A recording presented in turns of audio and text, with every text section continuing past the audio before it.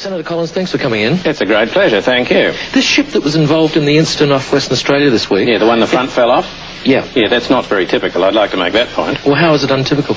Well, there are a lot of these ships going around the world all the time, and very seldom does anything like this happen. I just don't want people thinking that tankers aren't safe. Was this tanker safe? Well, I was thinking more about the other ones. The ones that are safe? Yeah, the ones the front doesn't fall off. Well, if this wasn't safe, why did it have 80,000 tonnes of oil on it? Well, I'm not saying it wasn't safe. It's just perhaps not quite as safe as some of the other ones. Why? Well, some of them are built so the front doesn't fall off at all. Well, wasn't this built so the front wouldn't fall off? Well, obviously not. How do you know? Well, because the front fell off and 20,000 tonnes of crude oil spilled into the sea caught fire. It's a bit of a giveaway. I'd just like to make the point that that is not normal. Well, what sort of standards are these oil tankers built to? Oh, very rigorous maritime engineering standards. What sort of thing? Well, the front's not supposed to fall off for a start. And what other things? Well, there are regulations governing the materials that they can be made of. What materials? Well, cardboard's out.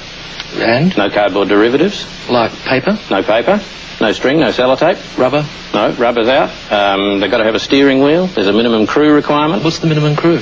Oh, one, I suppose. So the allegations that they're just designed to carry as much oil as possible, know all the consequences. I mean, that's ludicrous. Absolutely ludicrous. These are very, very strong vessels. So what happened in this case? Well, the front fell off in this case, by all means, but it's very unusual. But Senator Collins, why did the front book fall off? Well, a wave hit it. A wave hit it? A wave hit the ship.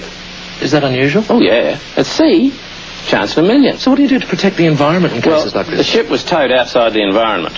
Into another environment?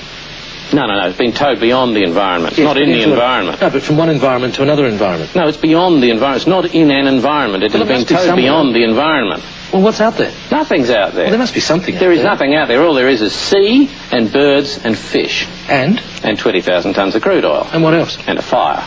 And anything else? And the part of the ship that the front fell off. But there's nothing else out there. Senator Collins, thanks for joining us. A complete void. Yeah.